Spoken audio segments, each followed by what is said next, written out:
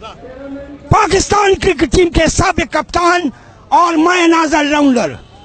اور 1992 1992 world cup کا hero اور لاہور میں کینسر اسپتال کا چیف ایگزیکٹو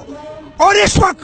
پاکستان تحریک انصاف کے سربراہ ہے اور چیئرمین بھی ہے، خیبر پختونخوا کا وزیر اعظم اور صدر بھی ہے،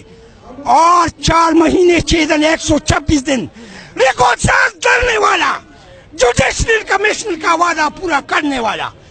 اور وفاقی وزیر چودھری سعد رفیق کو نااہل کرنے والا، اور دوسرا قومی اسمبلی کی اسپیکر ایاز صادق کو دوسرا نااہل کرنے والا، اور پاناما اور کرپشن اور ظلم کے خلاف جہاد کرنے والا، اور نواز شریف کی نااہلی میں